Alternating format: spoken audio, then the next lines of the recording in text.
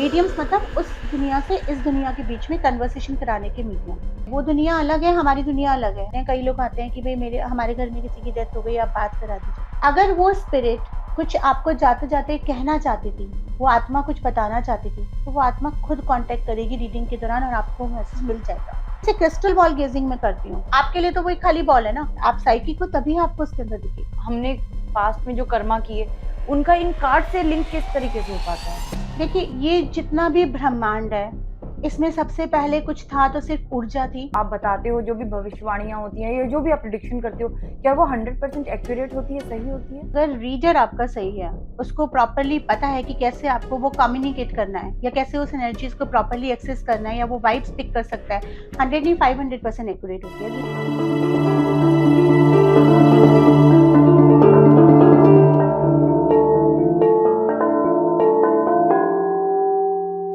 Hello friends, लीजिए आज फिर आपके सामने हम हाजिर हैं एक बहुत ही इंटरेस्टिंग टॉपिक के साथ। आज की हमारी गेस्ट हैं spiritual life coach Monika Agarwal ji. ये टैरो कार्ड रीडर हैं, रेकी मास्टर हैं, न्यूमरोलॉजिस्ट हैं और कॉफी कप रीडर हैं, यानी ये बहुत सी मॉडलिटीज की मास्टर हैं। तो चलिए बिना देर किए आज की चर्चा शुरू करते हैं और जानते हैं टैरो कार्ड और कॉफी कप के बारे में डिटेल से। मोनिका जी, आपका बहुत बहुत स्वागत है।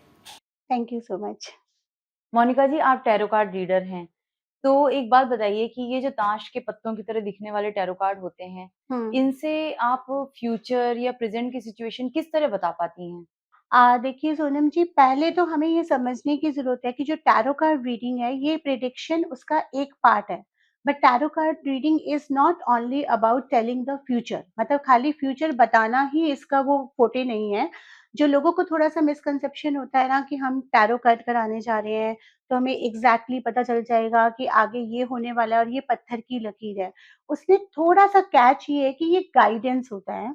आपने जो कर्मास पास्ट में करे हैं, जो आप अभी कर रहे हैं, जो आपके पास्ट लाइफ में रहे हैं या इस जन्म के भी पास्ट में जो आपने कर रहे हैं, उन एनर्जीज़ को, उन कर्मास को एक्सेस करने का पावर एक टैरो कार्ड रीडर और इन कार्ड्स के ज़रिए यूनिवर्स से हम एक्सेस करते हैं और वो हम आपको बताते हैं।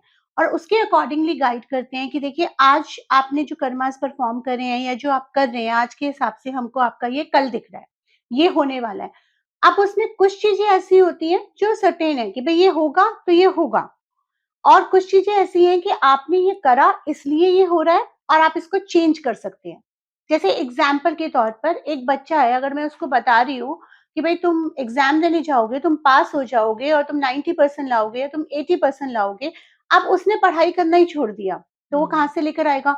एग्ज़ाम में शीट्स खाली छोड़ आया।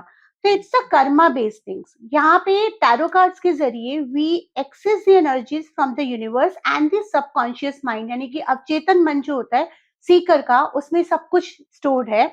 वहाँ से वो हम एक्सेस करते हैं, वो पावर होता है हमारे पास। और उस एनर्जीज़ के अकॉर्डिंगली क्या चल रहा है, क्या होने वाला है, कैसे आप उसको शिफ्ट कर सकते हैं, क्या कर सकते हैं और किसको अडैप्ट करना है आपको अपनी लाइफ में, वो गाइडेंस हम देते हैं। तो मुझे एक चीज़ बताइए कि ये हुँ। जो टैरो कार्ड्स होते हैं, मतलब ये बेसिकली बहुत एक नॉर्मल नॉर्मल एक कार्ड्स की तरह हैं। तो ये हमारे सबकॉन्शियस माइंड में क्या है इस समय, या हमने पास्ट में जो कर्मा किए, उनका इन कार्ड से लिंक किस तरीके से हो पाता है? देखिए, ये जितना भी ब्रह्मांड है, इसमें सबसे पहले कुछ था तो सिर्फ़ ऊर्जा थी। हुँ। उस ऊर्जा से ही सृष्टि की रचना हुई। चाहे वो आप किसी भी धर्म की बात कर लें, हर जगह इसका वर्णन है। हुँ। तो दिस इज़ ये हमें 8th क्लास में इवन साइंस में भी पढ़ाया गया है कि everything is energy and hmm. Energy can neither be created, neither be destroyed, it can only be transformed. So जो भी एनर्जीज़ होती हैं, वो उस पे एक फ्रीक्वेंसी पे हम काम करते हैं। मान लीजिए हम एफ़एम चला रहे हैं, तो अलग-अलग फ्रीक्वेंसीज़ पे अलग-अलग चैनल्स हैं। इसलिए यहाँ पे जितने भी लोग हैं, इस धरती पे जो लोग हैं, ब्रह्मांड में जो जीव हैं या जो भी हमारी मतलब वाइब्रेशंस हैं, वो एक फ्रीक्वेंसी पे काम कर रही हैं। उन वाइब्रेशन एंड फ्रीक्वेंसीज़ और जो कर्मास हम परफ़ॉर्म कर रहे हैं, हम खा रहे हैं, हम बात कर रहे हैं, हम अभी आपस में बात कर रहे हैं, ये भी हम एक कर्मा कर रहे हैं। ये सारे जो इवेंट्स होते हैं, इनकी जो छाप होती है, जो इनकी ऊर्जा होती है या जो इनकी इम्प्रिंट्स। मेमोरीज़ होती हैं, इम्प्रिंट्स होते हैं, वो जाके सबकॉन्शियस माइंड में स्टोर्ड हो जाते हैं। जो कि कॉन्शियसली हमें पता भी नहीं होता कि कब हमारे साथ कोई इंसिडेंट हुआ है, जो जाके हमारे सबकॉन्शियस माइंड में स्टोर हो गया। जब वैसा ही कुछ सिमिलर हमारे साथ दोबारा होता है और वो वहाँ के इम्प्रिंट्स निकल कर आते हैं और वो इस बार ये थोड़ा बड़ा बन के निकलता है, तब तब भी कई बार क्या होता है, कॉन्शियसली तो हमें रियलाइज़ ही नहीं होता कि ये हमारे साथ क्यों हो रहा है, हम ऐसा क्यों बिहेव कर रहे हैं। तो जब हम टैरो कार्ड रीडर की बात करते हैं, इन कार्ड्स के ऊपर एक इमेजेस होती हैं। ये इमेजेस डिवाइन इमेजेस हैं जो बहुत साल पहले करीब-करीब 18th में कुछ ऑकल्टिस्ट ने डिस्कवर करा था कि ये खाली तस्वीरें नहीं हैं, इन तस्वीरें कुछ कहती हैं और डायरेक्टली ब्रह्मांड की ऊर्जा के साथ वाइब्रेट करती हैं। तो उनको रीड करने का जो एक टेक्नीक होता है, जो एक पावर होता है, जो एक साइकिक पावर होता है, या आप कह लें कि एक गॉड गिफ्टेड पावर होता है और थोड़ा-सा साइंस होता है, विज्ञान और स्पिरिचुअल पावर्स को मिलाकर वो टेक्निक डेवलप करी जाती है, या उस टेक्निक से हम उन कार्ड्स को रीड करते हैं, जिसकी वजह से हम उसकी एनर्जीज को एक्सेस करते हैं और उसके अकॉर्डिंगली हम गाइड करते तो क्या मोनिका जी, जैसे अगर मैंने एक टैरो कार्ड से कार्ड पिक किया, हैं। तो क्या अगर कोई भी जो टैरो कार्ड से कार्ड पिक करता है, उसकी जो आप बताते हो, जो भी भविष्यवाणियाँ होती हैं या जो भी आप प्रेडिक्शन करते हो, क्या वो 100% एक्यूरेट होती है, सही होती है? एक्यूरेसी का ऐसा है कि अगर रीडर आपका सही है, उसको प्रॉपर्ली पता है कि कैसे आपको वो कम्युनिकेट करना है, या कैसे उस एनर्जीज को प्रॉपर्ली एक्सेस करना है, या वो वाइब्स पिक कर सकता है, 100 नहीं 500% एक्यूरेट होती है। लेकिन जैसा ओह! कि मैंने आपको पहले बताया कि एक्यूरेसी को आप किस मापदंड पे कर रहे हैं। भई हुँ, मैंने आज आपको बता दिया कि आपको जॉब 1 महीना में लगेगी, आपको ये करना है तो लगेगी, मतलब कि आपको एप्लाई करना है, आपको ये एफर्ट्स डालने हैं, बट आप ये सोच के बैठ गए कि भई मुझे तो 1 महीने बाद लगेगा ही लगेगा, और आपने कोई एफर्ट्स नहीं करे, तो एनर्जी शिफ्ट होंगी। फिर आप बोलोगे प्रेडिक्शन गलत है या सही है। तो जब हम कोई प्रेडिक्शन करते हैं, उसके साथ अगर हम कुछ गाइड करते हैं कि आपको ये करना है, तो वो आपको करना है, तभी वो एनर्जीज़ फॉर्म हो रही हैं। हुँ, क्योंकि हुँ। अब क्वेश्चन क्या होता है ना, कई लोग ये पूछते हैं कि मैम किस्मत में जो लिखा है वो ही होगा। तो फिर हमें जान कर के करना है, या जो हमें काम क्या करना है, जो किस्मत में लिखा है वो तो होगा ही होगा। क्या पता किस्मत की किताब में ये लिखा हो कि आप ये करोगे तो मिलेगा, नहीं करोगे तो नहीं मिलेगा। तो हुँ, किस्मत किसने देखी है, या आपने वो किताब पढ़ी है क्या? तो हुँ, इसीलिए ये चीज़ बताई जाती है कि भई देखिए, these are the efforts you have to put in, and then these things can come true, and if you do this will happen, if you don't do this will happen. तो इसी तरह से एक्यूरेसी डिपेंड करती है कि आपका जो reader है, वो कितना एक्यूरेट है, वो कैसे वाइब्रेशंस पिक कर सकता है, और जो सीकर है वो कितना ओपन माइंड के साथ आया है आपके पास। बोथ वे टीम वर्क होता है एक तरह से ये। हुँ। मोनिका जी, आप न्यूमरोलॉजिस्ट भी हैं, तो राइट। क्या ये जो नंबर्स होते हैं, इनका भी हमारी लाइफ में कोई इम्पैक्ट होता है? नंबर्स का तो बहुत ज़्यादा इम्पैक्ट होता है। इनफैक्ट टैरो का जो साइंस है वो तो वेस्टर्न से 18 समथिंग में डिस्कवर हुआ है, जो कि इंडिया में आते-आते टाइम लग गया। वहाँ से वो इटली से जाते-जाते यूरोप में गया, उसके बाद कमर्शियलाइज़ हुआ और फिर इंडिया में आया। बट अंक शास्त्र तो हमारी बहुत प्राचीन विद्या है। हमारे हिंदुस्तान की विद्या है अंकशास्त्र। हमारे जो पहले बड़े-बड़े ऋषि-मुनि होते थे, उस समय ये कैलकुलेटर्स नहीं होते थे, ये नंबर्स का इस तरह से साइंस नहीं होता था। वो कोड़ियों के ज़रिए नंबर गिन के अपने डेट ऑफ बर्थ एंड जन्म पत्रियाँ बना देते थे। हुँ, हुँ, तो हुँ, हुँ। ये शास्त्र तो हमारा बहुत ही प्राचीन है, क्योंकि जब हम जन्म लेते हैं, हम जिस तारीख को जन्म लेते हैं और उसके बाद जिस मंथ में जन्म लेते हैं, जिस ईयर में जन्म लेते हैं, वो कोइंसिडेंस नहीं है, वो डेस्टाइन्ड होता है। हुँ, हुँ। कैसे डिसाइड होता है? अब आज की तारीख में तो एक बहुत नया ट्रेंड चल गया है कि वो कोई बच्चा जन्म लेने वाला है, तो आप उससे पूछ लीजिए कौन सी डेट लकी है। लेकिन मेरा एक्सपीरियंस कहता है, बहुत बार ऐसा होता है कि हमने डेट्स बताई हैं, लेकिन अगर बच्चे ने जन्म लेना है जिस तारीख में, उसमें आगे-पीछे वो सिचुएशन या हालात बन ही जाएँगे। उसको जिस तारीख पे जन्म लेना है, वो उसी तारीख पे जन्म लेगा। तो हर नंबर एक ग्रह से जुड़ा हुआ है। हर नंबर की एक वाइब्रेशन है। जैसे एक नंबर है सूर्य ग्रह से जुड़ा हुआ है, अगर हम वैदिक में जाएँ, अगर हम वेस्टर्न में जाएँ, पाइथागोरियन में जाएँ, तो एक बहुत बड़ा मैथमेटिशियन था जिसने ये डिस्कवर करा था, उसने एक नंबर की एक प्रॉपर्टीज़ बनाई थी। तो चाहे वेस्टर्न हो चाहे वैदिक हो, प्रॉपर्टीज़ ऑलमोस्ट मोर और लेस सेम होती हैं। तो 1 नंबर की एक क्वालिटी है, 2 नंबर की एक क्वालिटी है, 3 नंबर की एक क्वालिटी है। उन नंबर के कॉम्बिनेशन से आपके डेट ऑफ बर्थ और आपके लाइफ पाथ, यानी कि टोटल जो आपका ईयर एंड मंथ को मिला के जो आपके लाइफ का पर्पस है वो पता चलता है। फिर आपका जो नाम रखा जाता है वो भी एक कोइंसिडेंस नहीं होता, वो सिचुएशंस ही बनती हैं। अब न्यूमरोलॉजी में क्या होता है कि अगर आपका नाम की जो वाइब्रेशंस है वो कैच नहीं कर रही हैं, आपके डेट ऑफ बर्थ के साथ नहीं जा रही हैं। मान लीजिए आपका डेट ऑफ बर्थ है 6 नंबर, आपका नाम कुछ ऐसे नंबर में आ रहा है जो 6 नंबर के अपोजिट वाइब्रेशंस में है। तो जिसकी वजह से होता क्या है कि आपकी लाइफ में कुछ स्ट्रगल्स ज़्यादा बढ़ जाते हैं, या आपको जो डेस्टाइन्ड होता है उस नंबर से जो मिलना होता है, वो आपको प्रॉपर्ली नहीं मिल पा रहा है।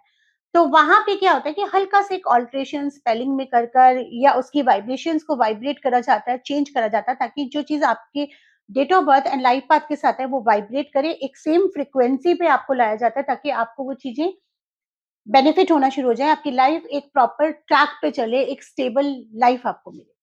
तो मोनिका जी, जैसे आपने बताया कि नंबर्स का हमारी लाइफ में बहुत ज़्यादा इम्पैक्ट होता है। हम किस दिन जन्म लेते हैं, वो तारीख भी हमारे जीवन को बहुत ज़्यादा उसपे राइट। एक मतलब हुँ, पूरा एक सर्कल होता है जिसमें वो हुँ, इम्पैक्ट डालती है। हुँ, तो मान लीजिए कि सपोज़ मेरा जन्म इस डेट पर हुआ हुँ, और मेरे साथ ये सिचुएशंस हैं कि आगे इस डेट का जो व्यक्ति है इसके साथ ये सर्कमस्टेंसेस होंगी। हुँ, लेकिन अगर मैं कोई बहुत पॉज़िटिव वाइब्रेशंस लेकर अपने साथ चलती हूँ और जो मेरे साथ पहले उस नंबर के साथ जुड़ा हुआ जो आया था कि इसका कैरेक्टर ऐसा बनेगा और मान लीजिए मैं वैसी ना बन के अलग बन जाऊँ, तो क्या तब भी नंबर मेरी लाइफ़ में इम्पैक्ट करते रहेंगे आगे चलकर? देखिए, ऐसा होता है कि ये जो आपका क्वेश्चन है ना काफ़ी वाइड है, अगर मैं इसको बहुत डिटेल में एक्सप्लेन करना चाहूँगी तो काफ़ी टाइम नहीं, लग आप जाएगा। मैं इसका शॉर्ट आपको थोड़ा-सा हुँ, शॉर्ट में बस एक ओवरव्यू देती हूँ, कि जो नंबर हैं वो हमारी बेसिक प्रॉपर्टीज़ बताते हैं। अब एक नंबर को तो जन्मे हुए बहुत सारे लोग होंगे ना, 1, 10, 19, 28 तारीख को जन्मे होंगे। हुँ, सब एक जैसे नहीं होंगे। क्यों नहीं होंगे? क्योंकि सबका बैकग्राउंड अलग है। कोई किसी बैकग्राउंड में जन्मा है, कोई किसी धर्म में जन्मा है, कोई किसी सिचुएशंस में पल रहा है, ठीक है? वहाँ पे उसका लाइफ पाथ भी हो सकता है, सेम लाइफ पाथ के भी बहुत सारे लोग हों। लेकिन कुछ प्रॉपर्टीज़ जैसे सिमिलर होती हैं। मान लीजिए एक 6 नंबर वाला है, एक 6 नंबर वाली माधुरी दीक्षित जी भी हो सकती हैं, जो अपने फ़ील्ड में सक्सेस हैं। 6 नंबर वाले कोई हमारी फ़ील्ड के भी हो सकते हैं, 6 नंबर वाले कॉर्पोरेट में भी हो सकते हैं और 6 नंबर वाले एक मेड भी हो सकती है। लेकिन 6 नंबर का अगर एक प्रॉपर्टीज़ है कि 6 नंबर वाले आउटशाइन करते हैं, अगर उनकी वाइब्रेशंस ठीक जा रही हैं, उनके नाम के साथ ठीक जा रही हैं या उनका लाइफ में सही एनर्जीज़ करेक्टेड है या पॉजिटिव एनर्जीज़ हैं या आप उसको एक सही तरीके से सुचारू रूप से लेके जा रहे हैं, तो आपके 6 नंबर वालों को सक्सेस मिलेगी। तो सक्सेस का मतलब ये नहीं है कि अगर एक मेट का 6 नंबर है तो वो माधुरी दीक्षित बन जाएगी या वो एक करोड़पति बन जाएगी। बट उसका मतलब लेकिन ये है कि अपने एरिया में, अपने आस-पास के लोगों में वो बेस्ट कर रही होगी। ओके। वो चीज़ कर रही होगी जो बाकी नहीं कर रहे होंगे। हुँ, हुँ, या हुँ। एक कॉर्पोरेट में कोई लड़की है या कॉर्पोरेट में कोई लड़का है, अगर वो 6 नंबर का बॉर्न है, तो वो मुकेश अंबानी बनेगा ये ज़रूरी नहीं है, या वो कोई टाटा बिरला बन जाएगा वो ज़रूरी नहीं है, लेकिन वो अपने क्षेत्र में बेस्ट कर रहा होगा। क्योंकि हर इंसान की एक डेस्टिनी जो डेस्टाइन्ड होती है नंबर्स के अकॉर्डिंगली भी उसके अपने कर्मास, फिर वहाँ पे कर्मास का रोल आ जाता है। जैसा कि आपने बोला कि आप पॉजिटिव वाइब्रेशंस लेके चल रहे हैं, आप अपने लिए एफर्ट्स कर रहे हैं, तो वो आप कर्मा कर रहे हैं और कर्म से बड़ा तो कुछ भी नहीं है। हुँ। सब चीज़ें कर्मों के आगे फीकी पड़ जाती हैं। न्यूमरोलॉजी भी 30% असर करती है हमारी लाइफ में, वास्तु भी हमारी लाइफ में 20% असर करता है। लेकिन सबसे ज़्यादा जो असर करता है कर्मा, जहाँ पे हम इन वेस्टर्न साइंसेज़ की बात करते हैं। बहुत सुंदर आपका मैसेज है एक्चुअली उनके लिए, जो कि सिर्फ़ इन सब चीज़ों में फँस जाते हैं कहीं न कहीं। नहीं, अक्सर वो ये लोगों का यही होता है ना, हमारे साथ ऐसा क्यों हुआ, हमारे साथ ऐसा क्यों हुआ? आप ये तो हमेशा बोलेंगे हमारे साथ ऐसा क्यों हुआ? आप ये क्यों नहीं बोलते हैं जब आपको कोई अच्छी चीज़ मिलती है, हमें क्यों मिली? किसी और हुँ, को क्यों नहीं मिली? तो हुँ, अच्छा-बुरा तो जीवन का पार्ट है। पार्ट है, सुख है तो दुःख है तो सुख है। वो कहते हैं ना कि सुख में ना ज़्यादा खुश, दुःख में ना ज़्यादा दुखी। सम हो जाए ना अगर इंसान तो जीवन सँवर जाए। बहुत सुंदर एक्चुअली बात बोली। अच्छा मोनिका जी, फिर हम आते हैं अपने वापस इसी टॉपिक पर। हुँ, अभी हमने बात की टैरो कार्ड रीडिंग की, हुँ, न्यूमरोलॉजी की। हुँ, आप कॉफ़ी कप मास्टर भी हैं और राइट। मैंने आज से पहले इसके बारे में, इस मॉडलिटी के बारे में कभी नहीं सुना था, कभी नहीं पढ़ा था। हुँ। इसके बारे में थोड़ा-सा बताइए? इंडिया में अभी भी बहुत लोग हैं जिन्होंने इसके बारे में नहीं सुना बिकॉज़ ये न्यू वेस्टर्न साइंस है। बेसिकली ये टर्किश टेक्निक है। टर्की में अगर आप जाएँगे ना तो वहाँ बच्चे-बच्चे खेल-खेल में आपस में पड़ोसी बैठ के चाय पी रहे हैं, कॉफ़ी पी रहे हैं और आपस में रीडिंग कर रहे हैं। तो ये स्टार्ट वहीं से हुआ था, खेल-खेल से ही स्टार्ट हुआ था। जैसे हमारे टाइम में नहीं होता था कि हम एक सिक्का लेके बैठ जाते थे कि हम इसमें से आंसर करेंगे, जहाँ से फिर वो पेंडुलम का हुँ, हुँ, हुँ। इन्वेंशन हुआ सारा कुछ साइकिक बोर्ड का। तो कॉफ़ी रीडिंग में क्या होता है, यहाँ पे एक स्पेशल टाइप का कॉफ़ी यूज़ करा जाता है, Turkish coffee. You can not use the Nescafe and ये जो ज़्यादा कॉफ़ी जो होता है ना, तो आप उसमें स्पेशल टर्किश कॉफ़ी करते हैं। वो कॉफ़ी एक पर्टिकुलर तरीके से ग्राइंडेड होती है, एक पर्टिकुलर तरीके से बनती है और उसे पर्टिकुलर तरीके से सीकर को ऑफ़र करा जाता है। अगर वो ऑनलाइन हो रहा है, जैसे जनरली आजकल मैं ऑनलाइन ज़्यादा कर रही हूँ, तो वहाँ पे मैं भी सिप कर लेती हूँ उनके बिहाफ़ पे, उनका एनर्जीज़ लेकर और कई बार अगर उनके पास टर्किश कॉफ़ी अवेलेबल होती है, तो वो सिप करके पिक्चर्स भेज देते हैं। हुँ। तो जब आप वो पी लेते हैं और उसके बाद उसके जो ग्राउंड्स बचते हैं, उन ग्राउंड्स का कुछ शेप्स बनता है। वो आपके पीने की एनर्जीज़ के अकॉर्डिंगली बनता है बिकॉज़ जब हम पी रहे होते हैं, जब हम पिलाते हैं किसी को, हम एक प्रोसेस एक्सप्लेन करते हैं उसको कि आपने ये बात करनी है, कैज़ुअल रहना है, जो क्वेश्चन्स हैं वो माइंड में सोचने हैं और उसके बाद फिर हम एक छोटा-सा प्रोसेस करते हैं जहाँ पे हम कॉफ़ी कप को उल्टा करके अप्स एंड डाउन्स करते हैं, एनर्जीज़ को पूरा लेने के लिए सीकर का हाथ रखवाते हैं, अगर सामने बैठा है, अगर ऑनलाइन बैठा है तो वो मैं उस एनर्जीज़ को लेती हूँ और फिर जब हम उस कप को देखते हैं, उसमें जो शेप्स बनती हैं, जो उसमें एनर्जीज़ ट्रांसफर होती है, अगेन जैसे कि टैरो में करते हैं या किसी और साइंस में करते हैं, हम उन एनर्जीज़ को रीड करते हैं। और वो जो शेप्स बनती हैं और जो एनर्जीज़ आती हैं, उसके अकॉर्डिंगली हम बताते हैं, जो भी गाइडेंस होती है। तो अभी आपने जैसे बताया कि हाँ, ये जो कॉफ़ी होती है नेस्कैफ़े या ब्रू ये कॉफ़ी नहीं होती, नहीं यूज़ डिफरेंट करते। कॉफ़ी होती है। तो उस कॉफ़ी में और ये जो जनरल हम सिप करते हैं घर पे अपने नॉर्मली हुँ, हर कोई आज हुँ, हुँ, चाय-कॉफ़ी हुँ, पीता है। उस कॉफ़ी में और जो आप ये जो रीडिंग के लिए कॉफ़ी यूज़ करती यूज़ हैं, उनमें करते हैं। क्या डिफरेंस है बेसिकली? देखो डिफरेंस एज़ इन देखा जाए पीने के लिए तो दोनों ही यूज़ होती हैं, हुँ। टर्किश कॉफ़ी भी बहुत टेस्टी होती है, बट जैसे कॉफ़ीज़ के अलग-अलग ब्रांड्स होते हैं, ऐसे टर्किश ब्रांड होता है, उसका जो ग्राइंडिंग होती है ना, वो बहुत अलग तरीके से होती है। आप इस कॉफ़ी से यूज़ करके देखेंगे, इससे वो शेप्स बनेंगे ही नहीं, पूरा कप ओह! सपाचट हो जाएगा, हाँ, छनकर हाँ। बन हुँ, जाएगा, हुँ, वो हुँ, हुँ। छनका नहीं होता, वो नीचे ग्राउंड सेटल हो जाते हैं। हुँ, आप ट्राई हुँ। करके देख लीजिए, बहुत सारे लोगों ने ट्राई करा, कई बार जैसे कॉफ़ी कप रीडिंग है, अनफॉर्च्यूनेटली हमारी फील्ड में भी कुछ लोग ऐसे हैं, सीखते नहीं हैं, सोचते हैं कि इसमें क्या आपने टाइम देना, हम तो बस वीडियोज़ देख के सीख जाते हैं, अनफॉर्च्यूनेटली जैसे कि हर फील्ड में होता है। तो उन लोगों ने कई बार जैसे कुछ लोग प्रमोट करते हैं, हम नेस्कैफ़े से भी कर देते हैं, पर नेस्कैफ़े से कैसे करोगे? जब उसमें शेप्स ही नहीं बनेंगे, एक टेक्नीक है जो कहीं से आई है, उस टेक्नीक की एक ऑथेंटिसिटी है। आप उस ऑथेंटिसिटी को किल करोगे तो रीडिंग ही नहीं कर पाओगे ना, एक्यूरेसी नहीं आएगी, फिर तो ये सामने वाले को बेवकूफ़ बनाना है तो जैसे मर्ज़ी बना लीजिए आप, हुँ, वो तो हर हुँ। फील्ड में बना सकते हो फिर आप।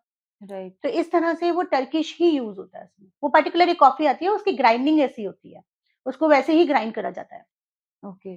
तो ये जो टर्किश कॉफ़ी रीडिंग हुँ, होती है, ये जो हुँ। फ़ॉर्म है, इसके द्वारा हम आप किस तरीके के प्रेडिक्शंस करते हैं?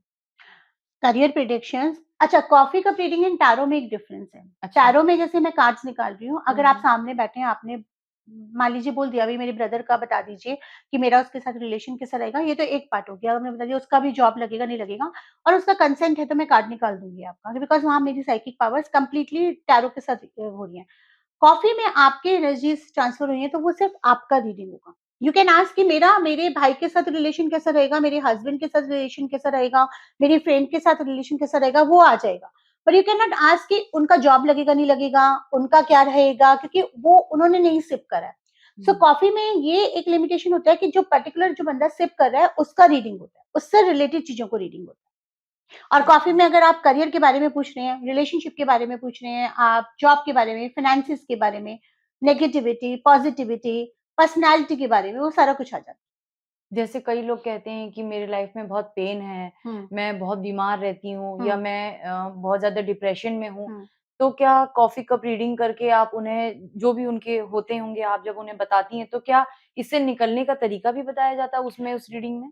देखो तरीका तो सेकंड पार्ट आ जाता है रेमेडीज़ का। ये हुँ। तो रीडिंग का पार्ट हो गया, गाइडेंस का पार्ट हो गया। तरीके में तो बहुत चीज़ें होती हैं। गाइडेंस हो जाती है, कुछ इस तरह की रेमेडीज़ होती हैं जो इंसान अपने एंड पे सुधार कर सकता है। कुछ हमारी स्पिरिचुअल रेमेडीज़ होती हैं जो हीलिंग से रिलेटेड प्रोडक्ट्स होते हैं, कुछ जो उनको हेल्प करते हैं। तो दोनों तरह का होता है तरीके ना, एक गाइडेंस भी हो गया, एक अनपेड भी हो गया, एक जहाँ पे you'll have to put some extra efforts and put some money and put some buying of certain things, तो वो भी हो गया। तो वो क्लाइंट को देखकर उसका रिक्वायरमेंट कैसा है, 2 चीज़ें होती हैं, क्या उसे वाक़ई में रेमेडी की रिक्वायरमेंट है भी या नहीं है, या उसको सिर्फ़ समझने की रिक्वायरमेंट है कि भई उसकी लाइफ़ में ये चीज़ होने वाला है, उसको कैसे वो टैकल करे। अगर उसको रेमेडी की रिक्वायरमेंट है, तो वो रेमेडी उसको किस परसेंटेज तक हेल्प करेगी, 10%, 50%, 100%। अब उसके लिए क्या, पहला कोशिश मेरा रहता है कि भई इंसान को स्पेंड कम करना पड़े और उसको कुछ ऐसी चीज़ दे दी जाए जो ताकि वो थोड़ा-सा बेनिफिट हो जाए। जब वो बेनिफिट देखे और फिर उसे अपना आगे मूव ऑन करना है, तब वो आगे डिसाइड कर ले। बट कुछ केसेस ऐसे होते हैं जहाँ पे हमारे पास ऑप्शन नहीं होता, तो हम उनको गाइड करके छोड़ देते हैं ट्रांसपेरेंसी के साथ कि देखिए ये आप करेंगे तो ये आपको बेनिफिट होगा। अगर आप ये नहीं करेंगे और ये चीज़ आप अपने विल पावर से कर सकते हैं, ये सिचुएशन आने वाला है, तो वो आपका डिसीज़न है। तो मोनिका जी, आप कह रही हैं कि आप ऑनलाइन रीडिंग भी करती हैं लोगों के बिहाफ़ पर हुँ, सिप करके, हुँ, तो वो उतना इम्पैक्टफुल होता होगा जो कि एक प 1 टू 1 अगर हम बैठे हैं तो हमारी हुँ। एनर्जीज़ डायरेक्ट आप कैच कर सकते हो। लेकिन ऑनलाइन एक बंदा दूर बैठा है, क्या उसकी इतनी एनर्जीज़ आप रीड कर पाते हो ऑनलाइन? तो पहले तो ना हमें एनर्जी को समझने की ज़रूरत है। जैसा कि मैंने आपको पहले भी बताया कि energy can neither be created, तो एनर्जी जो होती है, वो इस बात से फ़र्क ही नहीं पड़ता, दरवाज़ा खुला है, दरवाज़ा बंद है, एनर्जी इंसान नहीं है, ऊर्जा है वो तो। तो अगर मैं ऊर्जा किसी की पिक कर सकती हूँ, तो मैं उसकी आवाज़ से भी पिक कर सकती हूँ। मैं सामने उसका हाथ पकड़ के भी पिक कर सकती हूँ, उसका चेहरा देख के भी कर सकती हूँ, वीडियो कॉल पे भी कर सकती हूँ, उसकी वॉइस से या उसके बारे में उसका नाम जान के चैट करते हुए भी पिक कर सकती हूँ।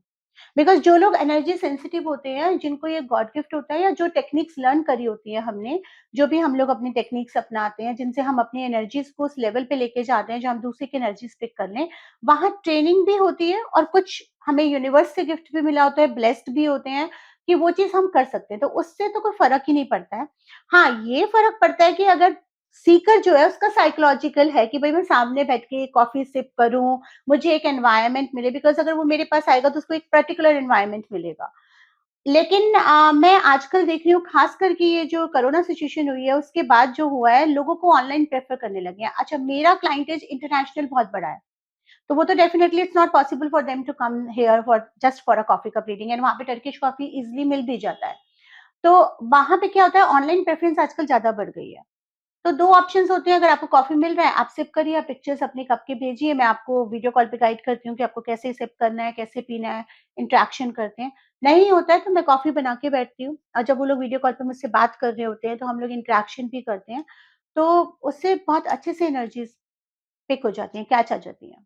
तो ये आप जैसे बहुत सारी मॉडलिटीज़ में आप हैं, हुँ, मास्टर हैं, हुँ, तो क्या इन्हें सीखने के लिए कोई कोर्स करना होता है या फिर ये गॉड गिफ्टेड होता है, किस तरीके से होता है? अगर मान लीजिए कि आप जैसे बहुत सारी चीज़ों की मास्टर हैं, आप टैरो हुँ, भी करती हैं, आप हुँ, न्यूमरोलॉजी हुँ, भी हुँ, करती हैं, कॉफ़ी कप भी करती हैं।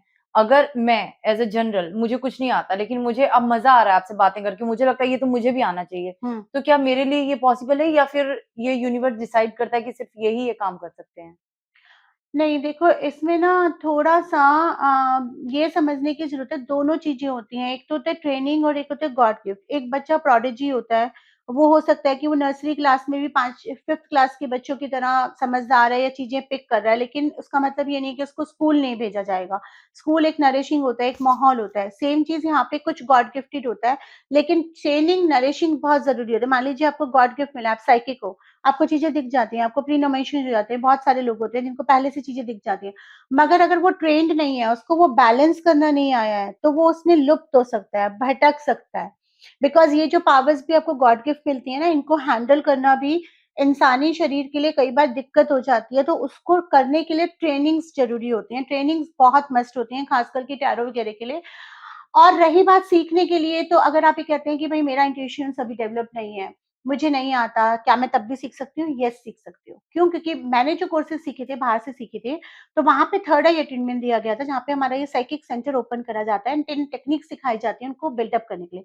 जो अनफॉर्चुनेटली इंडिया में टैरो कार्ड रीडर्स बहुत कम कर रहे हैं, वो लोग मीनिंग से सिखा देते हैं, वहाँ प्रॉब्लम हो जाती है क्योंकि वहाँ कनेक्ट नहीं कर पाते हो, आप सिर्फ मीनिंग्स में गुम होके रह जाते हो, फिर आपको लगता है कि मैं रटूँ कैसे, ये क्यों करूँ? लेकिन जब आप ऑथेंटिसिटी से सीखोगे, लेकिन एक छोटा-सा रिक्वायरमेंट ये ज़रूर होता है कि बेसिक ये पता तो होना चाहिए ना कि एनर्जी एंड इंट्यूशन होता क्या है।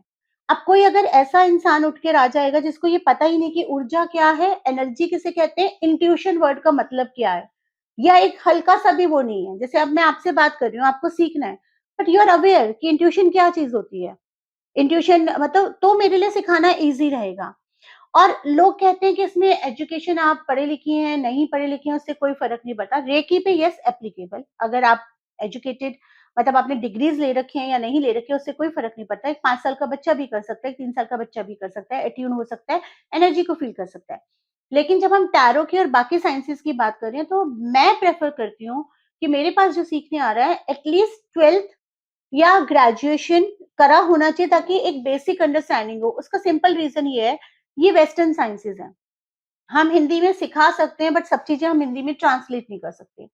और स्पिरिचुअल का कुछ एस्पेक्ट्स होता है कि अगर आपने उतना लेवल ऑफ स्कूलिंग करा है या एजुकेशन करा है, तो आपके लिए वो अंडरस्टैंडिंग, आपका एक ऑरा बिल्डअप हो जाता है।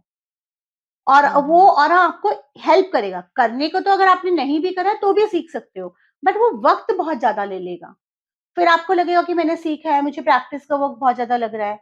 लेकिन थोड़ा-सा बेसिक प्रिपरेशन है आपकी या थोड़ा-सा बेसिक वो है, और ये होता भी ऐसा ही है कि जिनका लिखा होता है ना, वो ही कर पाते हैं। क्वेरीज़ तो हुँ। बहुत लोग कर लेते हैं, पर अगेन वहाँ पे पॉइंट आ जाएगा कि यूनिवर्स चुनता है आपको। चाहे आपको वो रियलाइज़ेशन है या नहीं है, लेकिन अगर आपका खिंचाव हो रहा है कि मुझे ये सीखना है, तो वो यूनिवर्स आपको लेके जा रहा है, पुश कर रहा है। और क्या इन सब चीज़ों का मेडिटेशन से कोई कनेक्शन होता है? मेडिटेशन से तो बहुत डीप कनेक्शन होता है। मेडिटेशन तो एक अपनी अध्यात्म का सबसे बड़ा बेस है। जब तक आप ध्यान लगाना नहीं सीखेंगे, जब तक आप अपने से कनेक्ट होना नहीं सीखेंगे, अपने अंदर नहीं जाना सीखेंगे, अपनी आत्मा से कनेक्ट नहीं होंगे, तब तक आप कुछ भी नहीं कर सकते हैं। क्योंकि अध्यात्म is like spiritual is all about connecting to your spirit. हमारा जो शरीर है, ये गीता में बहुत अच्छे से एक्सप्लेन करा गया है ना, हमारा शरीर एक रथ है। हमारी आत्मा उसकी मालिक है और हमारा मन उसका ड्राइवर है। होता क्या है, ड्राइवर जहाँ मन जा रहा है वहाँ पे हमारे रथ को, हमारे शरीर को लेके जा रहा है। जबकि कंट्रोल ओनर का होना चाहिए, बट कंट्रोल ड्राइवर का है। ड्राइवर के पास तो है। अगर हम मन को काबू कर लेते हैं, अब हम ड्राइवर को काबू कर लेते हैं, तो हमारा रथ वहीं जाएगा जहाँ हम चाहेंगे। और हम अगर सो जाएंगे, यानी कि आत्मा को सुला दिया, आत्मा की आवाज ही नहीं सुन रहे हैं, तो जहाँ जिसको वो हम, लेकर जा रहा है ड्राइवर, तो हम भटक पहले तो जाएँगे। आपको अपने साथ कनेक्ट होना पड़ेगा। और हुँ। अपने साथ कनेक्ट होने के लिए सबसे आसान तरीका है ध्यान लगाना। हाँ, लेकिन ये है कि इन टेक्निक्स में थोड़ा चीज़ों को आसान बना दिया जाता है, क्योंकि ध्यान लगाना भी एक ऐसी चीज़ है कि अगर आप किसी लेमैन को बोल दोगे कि आपको आधा घंटा बैठना है, ध्यान लगाना है, तो मन भटकेगा बहुत ज़्यादा। तो वो ये ट्रेनिंग वहीं पे काम आती है ना, कि मन भटके ना, सही तरीके से ध्यान लगाना, किस तरह से आप अपने मन को या अपनी बॉडी को, अपनी सोल को एक यूनियन में लाएँ, किस तरह से अपने आप को आदी बनाएँ उस ध्यान लगाने की, जहाँ पे आप ये समझें कि आधा घंटा आपका है, सिर्फ़ आपका। ना आपके विचारों का, ना किसी और का, ना आवाज़ों का, सिर्फ़ आपका। आपका मतलब आपकी आत्मा का। आपको उसे देना है। तो that is how it is done. तो आप भी सिखाती हैं ये कोर्सेज़, मतलब जैसे कि टैरो कार्ड रीडिंग या हुँ। कॉफ़ी कप रीडिंग, ये कोर्सेज़ आप भी करवाती हैं? हाँ, अगर आप मेरी वेबसाइट पे देखेंगे तो सारे कोर्सेज़ हैं। टैरो के भी 4-4 पैकेजेज़ बने हुए हैं, न्यूमरोलॉजी का है, आकाशिक रिकॉर्ड्स का है, देन र्यून्स का है, साइकिक बोर्ड्स, रेकी की क्लासेस हैं, करुणा रेकी का है, सारे हैं, सारे प्रॉपर कोर्सेज़ हैं सारे। और उनका पूरा सिलेबस भी दे रखा है, प्रॉपर तरीके से सबकी रिक्वायरमेंट के हिसाब से प्रॉपर ट्रेनिंग होती है, उसमें मेडिटेशंस इंक्लूडेड होते हैं, अटेन्मेंट्स इंक्लूडेड होते हैं, everything is included in that. And certified भी होते हैं, हम सर्टिफिकेट भी देते हैं उसका पूरा। Trademark okay. रजिस्टर्ड ऑर्गेनाइजेशन है, divine centre, and it's like its unit is an international institute of spiritual trainings, यानी व्हिच इज़ कि ड्रिवन बाय मी। हाँ। हाँ, यानी कि आपसे अगर कोई कोर्स करता है तो ये हुँ। प्रॉपर सर्टिफाइड कोर्स होते हैं और एक येस, राइट, जेन्युइन कोर्सेज़ हैं। Right, okay. राइट। तो अगर कोई मोनिका जी से संपर्क करना चाहे या उनसे कोर्स करना चाहे, तो आपकी डिटेल्स हम अपने डिस्क्रिप्शन बॉक्स में देंगे, ताकि जो व्यूअर्स इसे देख रहे हैं और हुँ, इंटरेस्टेड हों तो आपसे कनेक्ट हो सकें। Sure, thank you so much.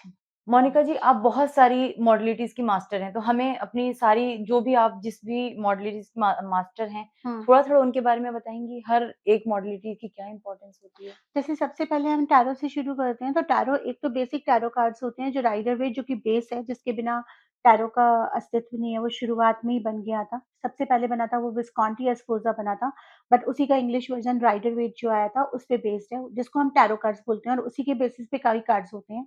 Then उसके बाद एंजल कार्ड रीडिंग्स आते हैं, जो वो अगेन वेस्टर्न साइंस है, जहाँ पे हम एंजेलिक एनर्जीज़ को कनेक्ट करके angels messages and angels guidance करते हैं। एंड उसी के बाद अगर हम रीडिंग साइंसेज़ में जाएँ, तो कॉफ़ी कप रीडिंग है, जो कि मैंने अभी आपको एक्सप्लेन करा। र्यून्स होते हैं, र्यून्स को अगर आप देखेंगे तो एक टाइप के स्टोन्स होते हैं, जिन पे कुछ एनग्रेविंग्स होती है रोमन नंबर्स में, और उनके कुछ मीनिंग्स होते हैं, उनकी कुछ एनर्जीज़ होती हैं, उनके थ्रू गाइडेंस दिया जाता है। साइकिक बोर्ड होता है, जहाँ पे हम उस बोर्ड के साथ कनेक्ट करते हैं, but psychic board is something कि अगर उसको सीखने के लिए पहले आपने थोड़ा-सा बेस करा हो तो ज़्यादा अच्छा है, बिकॉज़ वहाँ पे आप डायरेक्ट उस एनर्जीज़ के साथ कनेक्ट आते हैं, जो कि कई बार you know how to access the positive energies and not get into the negative energies. ओहो! Then spell castings होती हैं, जहाँ पर हम पॉजिटिव वाला पार्ट सिखाती हूँ, मैं नेगेटिव वाला कोई पार्ट नहीं सिखाती, ना मैं एंटरटेन करती हूँ। Hmm, hmm. Because when we are talking about karmas, अगर हम ही कुछ नेगेटिव सिखाने लगे या नेगेटिव प्रोवोक करने लगे, तो फिर कर्मास वहाँ पे खराब होते हैं।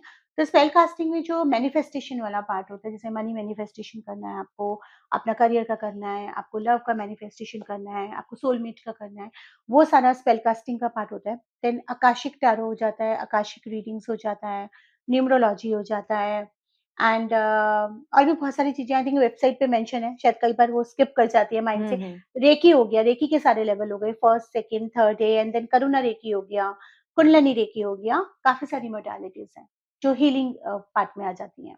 ओके। मोनिका जी, आप साइकिक भी हैं, हुँ। तो साइकिक भी आई गेस 2 तरीके के होते हैं, हुँ। तो आप किस प्रकार की साइकिक रीडिंग करती हैं? देखिए, साइकिक जो होता है ना, साइकिक एक एबिलिटी होती है। हुँ। साइकिक एक एबिलिटी मतलब कि आपको वो गॉड गिफ्टेड है। साइकिक आप बन नहीं सकते हो। हुँ, हुँ। जब मैं इस फ़ील्ड में आई थी, तो मुझे नहीं पता था कि मैं साइकिक बनूँगी या मैं साइकिक हूँ, क्योंकि मैं कॉर्पोरेट में थी। मैंने हमेशा एचआर में जॉब करा as a general manager HR and this was my soul calling. तो जब मैं आई थी मैंने टैरो से शुरू करा था और टैरो से देखा कि मेरी इंट्यूशंस काफ़ी स्ट्रॉन्ग है। तो इनिशियली क्या होता था कि मेरा एकदम से ना क्लिक करती थी चीज़ें। जब मैं कनेक्ट करती थी मुझे लगता था ये इमेजेस मेरे से बातें कर रही हैं और मैं सामने वाले को बताती थी, ये होती थी। धीरे-धीरे when I was sitting in a meditation, तो उसके बाद जब मैं टैरो करती थी, टैरो करते-करते कई बार ऐसा होता था कि कोई क्लाइंट बैठा है, मैं उसको कुछ बता रही हूँ और वो पिक्चर की तरह फ्लैश कर रहा है मेरे सामने। और मैंने उसको कुछ बताया कि आपने ये पहना था उस समय, ये करा था। मैंने धीरे-धीरे डेवलप करना शुरू करा कि मुझे तो विज़न्स आ रहे हैं। एंड पता है बहुत ही इंटरेस्टिंग बात है कि जब मैं शुरू में मैंने ये करा था, मेरा विज़न पावर इतना स्ट्रॉन्ग नहीं था। मुझे इमेजिन करना पड़ता था और मुझे लगता था मैं इमेजिन क्यों कर रही हूँ? Why I am imagining that I am in a garden.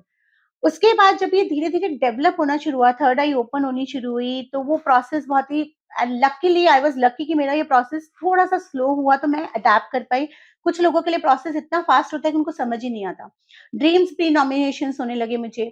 फिर धीरे-धीरे अभी रिसेंटली 2-3 साल से तो ऐसा हो रहा है कि व्हिस्परिंग आने लगी है। ओके। लेकिन आपको ग्राउंडेड रहना बहुत ज़रूरी है, क्योंकि अगर आप हुँ। मेडिटेशन में बैठे हो और आप आपको चारों तरफ से पता चल रहा है कोई आपके बारे में ये बात कर रहा है, तो आपका जीना मुश्किल हो हुँ, जाएगा। हुँ, हुँ, हुँ। तो वहाँ पे उन एक्टिविटीज़ को नॉर्मल लाइफ में कैसे डीएक्टिवेट करना है और जब आप रीडिंग के लिए बैठे हैं और कैसे एक्टिवेट करना है, ये बहुत इंपॉर्टेंट होता है जो हम क्लास में सीखते हैं यानी या आपके जो हम सेंसेस ग्राउंडेड बहुत रहते हैं। स्ट्रॉन्ग हो गए। हाँ, और ये बाय नेचुरल हुई है, इसके लिए मैंने कुछ करा नहीं है। तो हुँ। ये जो साइकिक होता है ना, साइकिक गिफ्ट होता है। हाँ, राइट, राइट। साइकिक की आप टेक्निक सीख सकते हो, लेकिन साइकिक जब तक गिफ्ट आएगा नहीं ना ये आपको, यूनिवर्सल गिफ्ट है। आप बैठे रहो, ज़ोर लगाते रहो, आपको कुछ नहीं दिखेगा। हुँ, हुँ। इसीलिए जैसे क्रिस्टल बॉल गेजिंग मैं करती हूँ। जैसे आपने पूछा क्रिस्टल बॉल गेजिंग भी, जैसे ये मेरी बॉल रखी हुई है हुँ, पीछे, हुँ। क्रिस्टल बॉल गेजिंग में करती हूँ, तो क्रिस्टल बॉल गेजिंग में सबको नहीं सिखाती हूँ। मैं पहले एनालाइज़ करती हूँ स्टूडेंट की आपका विजुअलाइज़ेशन करे क्या है। नहीं तो बॉल लेके बैठे रहोगे, कुछ दिखेगा ही नहीं आपको, क्योंकि हुँ, आपके लिए तो वो एक खाली बॉल है ना। कोई हुँ। सामने बैठा है उसके लिए खाली बॉल है। आप साइकिक हो तभी आपको उसके अंदर दिखेगा। हुँ। तो साइकिक एक दूसरा साइकिक ये भी होता है कि जैसे नर्व्स पकड़ी किसी की, तो नर्व्स सेंस कर गई। नर्व्स से बिल्कुल एकदम एनर्जी वाइब्रेट हो गई और वो एनर्जी तेज़ी से आती है और वो बता जाती है कि आपको भई क्या चीज़ फ़ील हो रही है किसी के बारे में। तो ये चीज़ मैंने डेवलप करी, मतलब एक्सपीरियंस करा कि ये चीज़ हो रही है मेरे साथ। और भी बहुत सारे एक्सपीरियंसेस हुए, क्योंकि स्पिरिचुअल है तो कुछ एक्सपीरियंसेस हम शेयर कर सकते हैं, कुछ बहुत पर्सनल होते हैं। आई नो, हाँ। जैसे कि मैंने जब पास्ट लाइफ रिग्रेशन अपना करा था, खुद ही कर लिया था। एक बार करवाया भी था बहुत पहले। तो मैंने ये डिस्कवर करा था कि पास्ट लाइफ से कुछ चीज़ें आई हैं मुझे, तो मैं एडवर्टाइज़ नहीं करती हूँ, मैं यूज़ करती हूँ हेल्प करने के लिए अपने क्लाइंट्स को, जहाँ मुझे वहाँ से उनका अ, कॉलिंग आता है, होती मतलब है। जब जब वहाँ से उनका कॉल आता है, उस एनर्जी का कॉल आता है कि hmm, yes you will have to समझ हेल्प गई। Him with this hmm, hmm. Thing.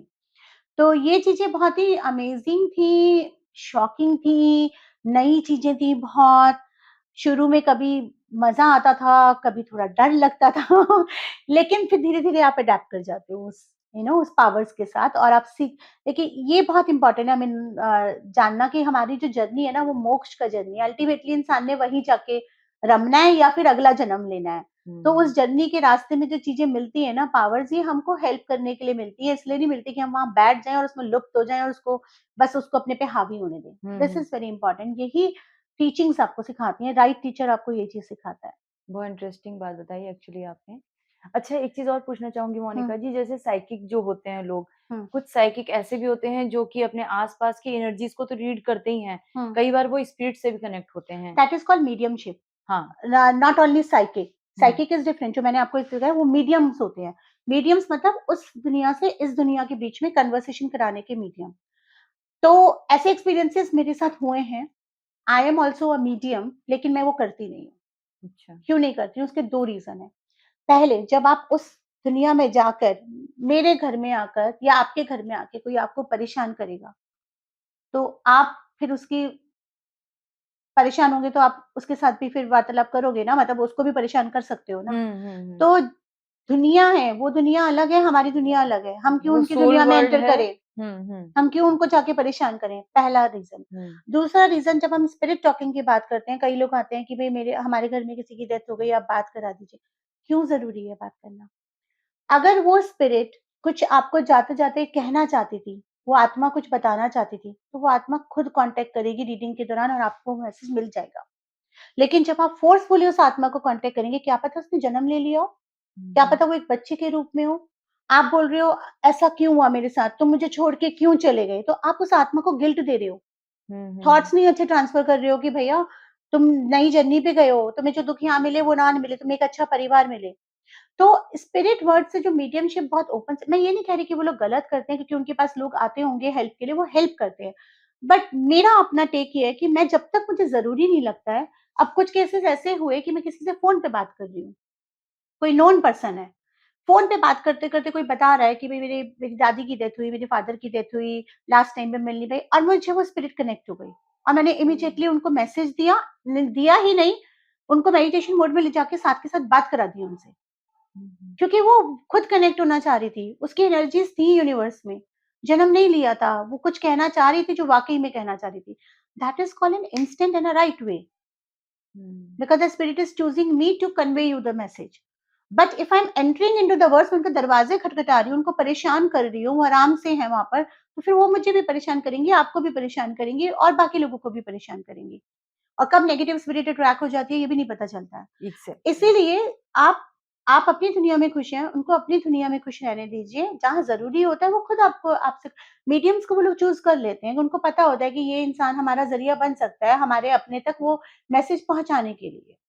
Monika जी, जैसे आपने बताया कि हुँ, स्पिरिट्स को अगर कुछ हमसे कम्युनिकेट करना हुँ, होता है या हुँ। अपना कोई मैसेज देना होता है, तो वो हमसे कम्युनिकेट करती हैं आइदर थ्रू मीडियमशिप और through any other type of sources also sources. Right.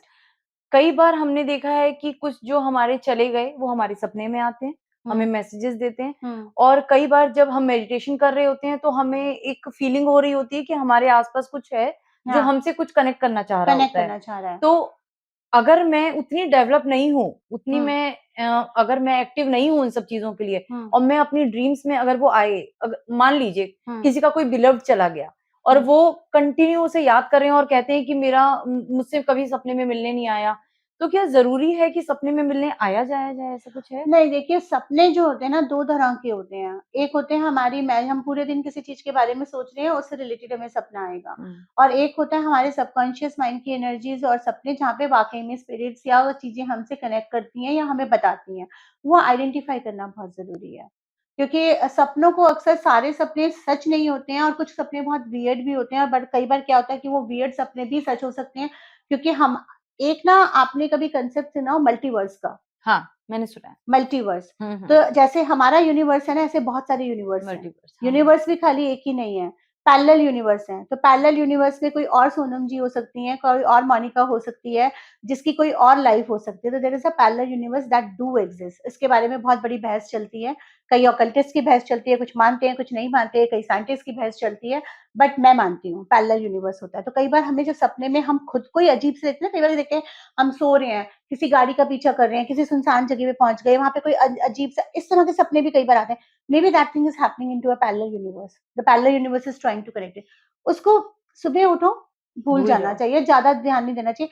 But अगर कोई चीज़ ऐसी है जो बार-बार आ रही है, जैसे मान लीजिए आपको सीढ़ियाँ बहुत बार-बार आती हैं, कोई किला बहुत बार-बार आता है। सीढ़ियाँ जो होती हैं, स्टेयर्स होती हैं, that represents a guilt. So if you are carrying some guilt in you, अगर आप किसी चीज़ का गिल्ट बहुत डीपली है कि मैं अपनी लाइफ में ये नहीं कर पाई अपनों के लिए, या ये नहीं हो पाया, ये मैंने क्यों करा, वो सीढ़ियों के फॉर्म में आपको आएगा। कई बार पास्ट लाइफ से कनेक्टेड होता है कि कोई सिनेरियो या कोई किला आपको दिख रहा है, कोई जगह आपको दिख रही है, तो शायद आपकी कोई पास्ट लाइफ है जो हील नहीं हुई या ट्रिगर हो गई है, या आपकी उससे रिलेटेड कोई चीज़ आने वाली है आपकी लाइफ में, तो वो आपको वो चीज़ दिखती है। मैं ओह! आपको अपना लाइव एक्सपीरियंस बताती हूँ, बाकियों का छोड़ो। मुझे बचपन से करीब-करीब 5th क्लास से लेके 6th क्लास में स्टार्ट हुआ था, मुझे एक सपना आता था और एक पर्टिकुलर जगह दिखती थी। एक किला टाइप का जगह था, जहाँ पे मैं ऐसे घूम रही होती थी, कुछ सफ़ेद सूट पहन के, एक सीढ़ियाँ नज़र आती थी, वहाँ जाके मैं वहाँ पे मतलब अ, अपना काम कर रही हूँ यंग एज में, ये सब करके। और मुझे वो सपना कंटिन्यूअसली आता था, और एक सपना मुझे बहुत आता था कि जैसे मैं जिस जगह पे सो रही हूँ, वहाँ से कुछ आत्मा निकली है और वो बिल्कुल कॉर्नर पे जाकर मुझे झाँक के देख रही है। बट अच्छा। मुझे उससे डर नहीं लगता था। मुझे ऐसा लगता था कि कुछ कहना चाह रही है, कुछ कुछ है। पर मैं बहुत छोटी थी, तो मुझे नहीं समझ में आता था। छोटे में डर लगता था, फिर बाद में उसको लगा चलो सपने का रूप है।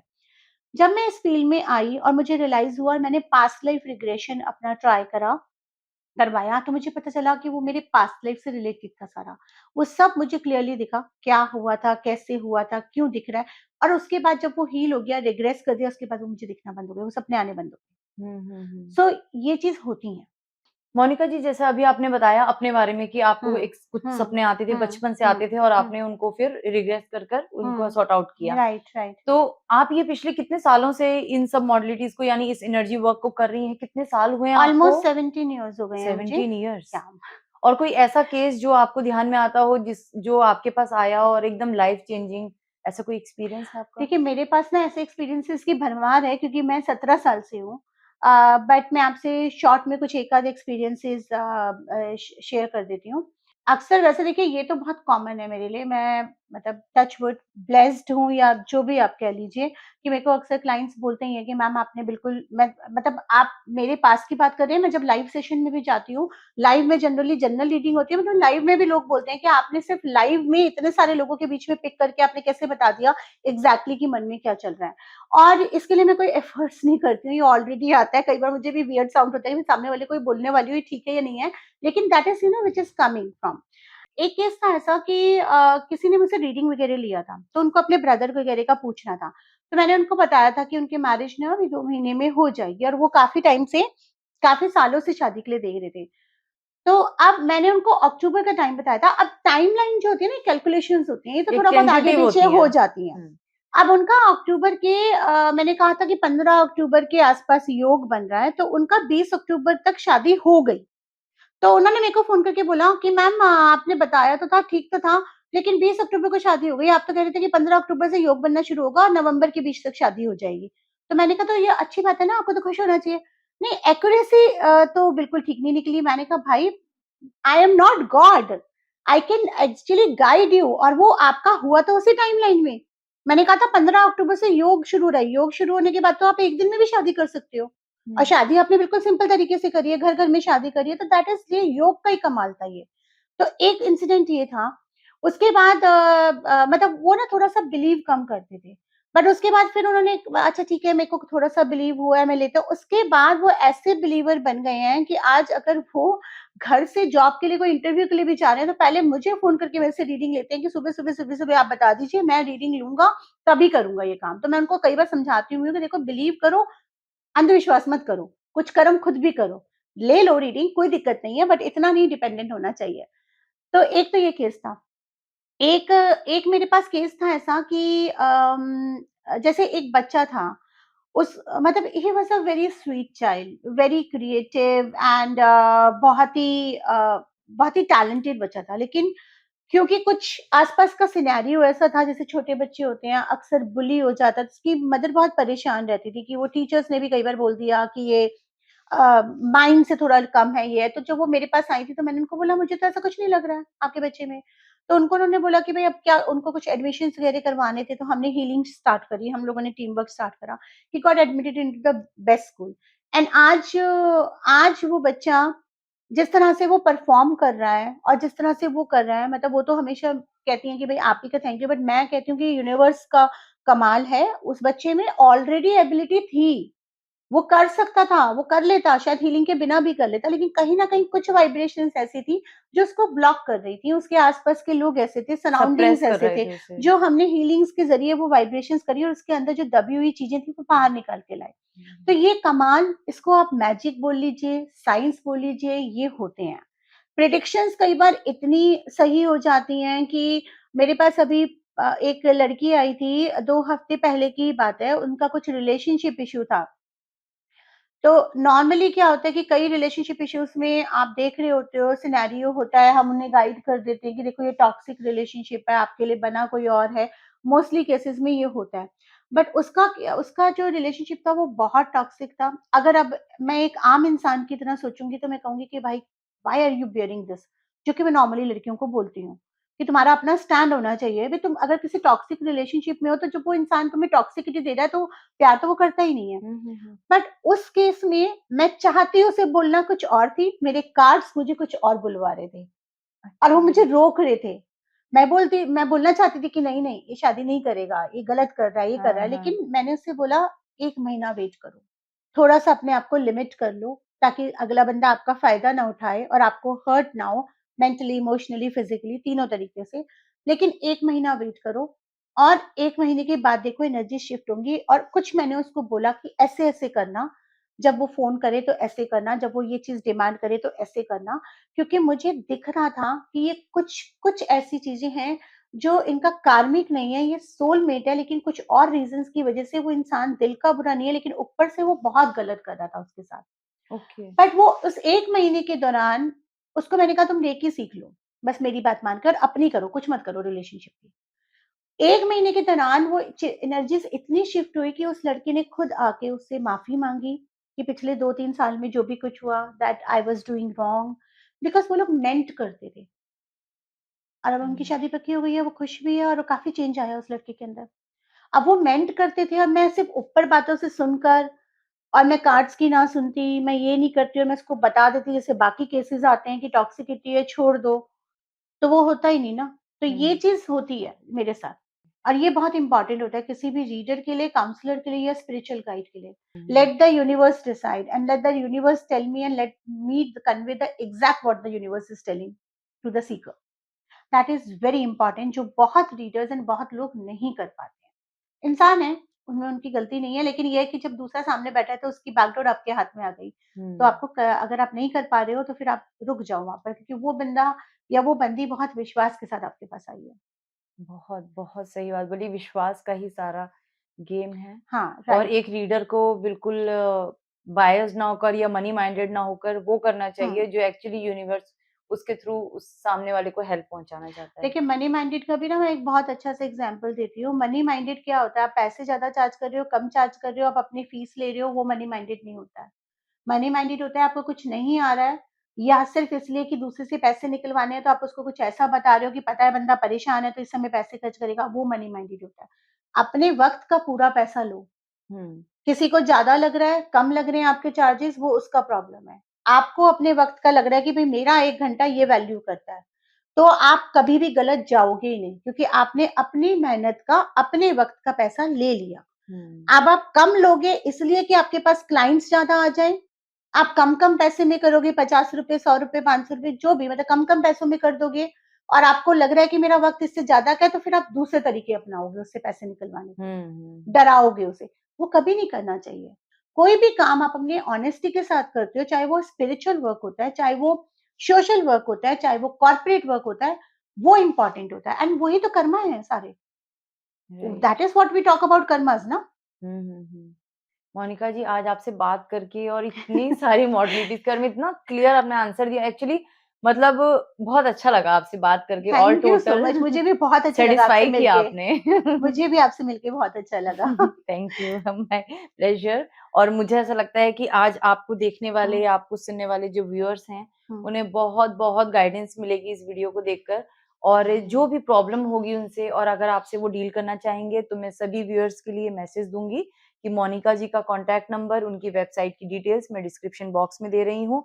आप उनसे संपर्क कर सकते हैं, उनसे समय ले सकते हैं और मोनिका जी थैंक यू सो मच अपना समय देने के लिए। आपका भी बहुत-बहुत धन्यवाद कि आप अपना कीमती समय निकाल कर आईं और आपने ये सारा एपिसोड करा।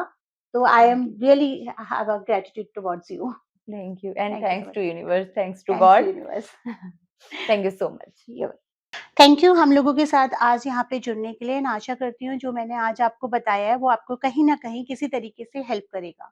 तो अगर आपको ये इन्फॉर्मेशन, ये नॉलेज पसंद आई और आप और भी कुछ इन मोडालिटीज़ के बारे में जानना चाहते हैं, तो कमेंट सेक्शन में लिख के बताइए कि कौन-सी मोडालिटी के बारे में टैरो कार्ड, कॉफ़ी कप या और भी कौन-सी मोडालिटी के बारे में आप और विस्तार से जानना चाहते हैं। हम कोशिश करेंगे कि हम आपके लिए एक और विस्तार सेशन लेकर आएँ जिसमें मैं और डिटेल में बात करूँगी और आप चाहें तो आप अपने क्वेश्चंस भी कमेंट सेक्शन में पुट सक कर सकते हैं, ताकि हम नेक्स्ट अपने एपिसोड में वो क्वेश्चंस आपके लें और उस पे मैं अपने जवाब दूँ। धन्यवाद।